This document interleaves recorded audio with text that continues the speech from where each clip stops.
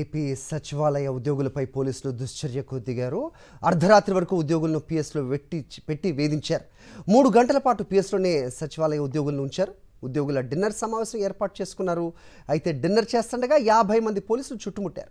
Canteen ఎన్నికల్లో పోటీ చేస్తున్న గిరిజన ఏఎస్ఓ అలాగే అసిస్టెంట్ సెక్షన్ ఆఫీసర్ నిర్వహించిన పార్టీలో పోలీసులు తనిఖీలు చేపట్టారు. డిన్నర్ పార్టీపై 7 పోలీస్ స్టేషన్ల సిబ్బంది దాడులు చేశారు.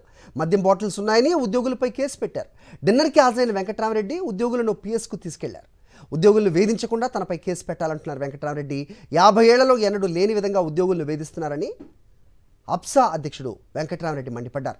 దారుణమైన కక్ష సాధింపు ఎన్నడూ లేదని సచివాలయ ఉద్యోగులు ఆగ్రహం వ్యక్తం చేస్తున్నారు. ఈ రోజు మా సెక్రటరీ ఎంప్లాయీస్ కొంతమంది ఇక్కడ గ్యాదర్ కావడం జరిగింది. అంటే క్యాంటీన్ ఎలక్షన్ త్వరలో జరగబోతున్నాయి కాబట్టి అక్కడ పోటీ చేసే క్యాండిడేట్లు కొందరు పరిచయం కోసం అని చెప్పి కొంతమందిని అంటే ఒక 2-3 బ్యాచ్ల ఎంప్లాయీస్ ను పిలవడం జరిగింది. దాదాపు 150 మంది ఎంప్లాయీస్ వచ్చారు. మాట్లాడారు. మీకు కూడా చూసారు, మైక్ ఉంది, మాట్లాడుతున్నాం. మధ్యలో అంటే ఎంప్లాయీస్ ఫ్రెండ్స్ కూడా వచ్చారు. ఓన్లీ ఎంప్లాయీస్ కాకుండా ఎంప్లాయీస్ ఫ్రెండ్స్, కొందరు ఓటర్స్ కూడా ఒక 10 మంది వచ్చారు. కంప్లైంట్ వచ్చిందని చెప్పి పోలీసు మొత్తం ఎంతమంది పోలీసులు వచ్చారో మీరు చూడండి, ఎక్కడ ఉన్నారు అక్కడ పోలీసులు అందరూ. అంతా ఎంప్లాయీస్ కేవలం ఎలక్షన్ లో గెలవడం కోసం మన ఎంప్లాయీస్ అనే ఇది కూడా లేకుండా ఇంతమంది ఏదో మేమేమో తీవ్రవాదులాగా 30-40 మంది పోలీసులు వచ్చి అందరినీ కూడా అంటే తాగిందా లేదా కనీసం చెక్ చేయకుండా మొత్తం పోలీస్ ఎంప్లాయీస్ అందరినీ ఆపేసి ఇంటికి వెళ్ళవద్దు, మీ అందరు డీటెయిల్స్ ఇవ్వాలని చెప్పి చెప్పడం ఇది ఎప్పుడు చూడలేదు.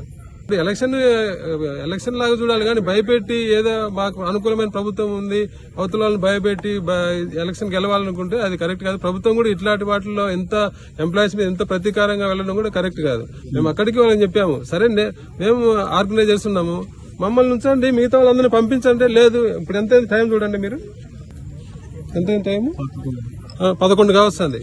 11 గంటల వరకు ఎంప్లాయీస్ అందరూ ఏదో తీవ్రవాదులాగా వాళ్ళందరినీ ఇంటికి వెళ్లకుండా ఆపి ఇది ఎక్కడన్నా ఉందా ఇది?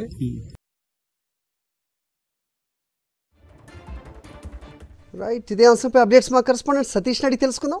సతీష్, ఈ వింత పోకడలు ఎలా చూడాల్సిన అవసరం ఉంది? అంటే ఏంటి, అంటే భోజనానికి పిలవడమో లేకపోతే డిన్నర్లో పార్టిసిపేట్ చేయడమో సచివాలయ ఉద్యోగులకి పర్మిషన్ ఉండదా? ఏం జరుగుతోంది అక్కడ అసలు?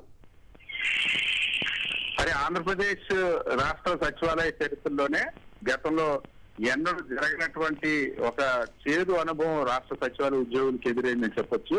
ముఖ్యంగా ప్రస్తుతం ఆంధ్రప్రదేశ్ రాష్ట్ర సచివాలయంలో క్యాంటీన్ కమిటీకి సంబంధించి ఎన్నికలు జరుగుతున్నాయి. దీంట్లో ఇప్పటికే ఉద్యోగులు వాళ్ళకు సంబంధించిన కమిటీని ఎన్నుకునేటువంటి ప్రక్రియ ప్రారంభమైంది.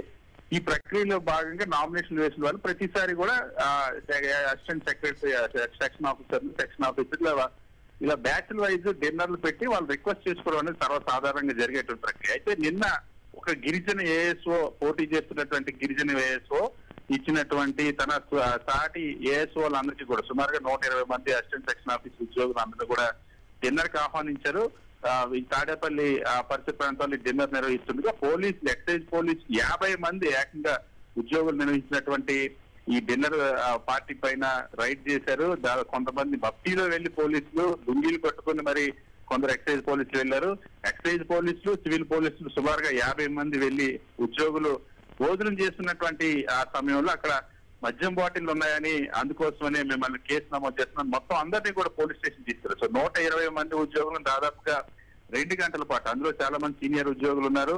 సో వీళ్ళందరినీ కూడా దాదాపుగా అర్ధరాత్రి వరకు కూడా పోలీస్ స్టేషన్ లో ఎక్సైజ్ సంబంధించిన పోలీసుల దగ్గర ఉంచినటువంటి పరిస్థితి. ఈ సందర్భంగా వెంకటరామరెడ్డి, సచివాలయ ఉద్యోగుల సంఘం అధ్యక్షుడు వెంకటరామరెడ్డి ఆ సమావేశానికి హాజరైనందుకు వెంకటరామరెడ్డి తనపై కేసు పెట్టండి, ఉద్యోగులు ఇబ్బంది పెట్టకండి, ఇది నేను వాళ్ళు ఆహ్వానించిందానికి వెళ్ళాను అని చెప్పేసి వెంకటరామరెడ్డి ఉద్యోగుల్ని ప్రొటెక్ట్ చేయడం కోసం తనపైన కేసు నమోదు చేయించుకున్నారు. దాదాపు 1:30 రాత్రి వెంకటరామరెడ్డిని 41 నోటీస్ ఇచ్చి పోలీసులు పంపించిన పరిస్థితి. అయితే ఇందులో ఇక్కడ ఉద్యోగుల్లో తీవ్ర చర్చ జరుగుతుంది.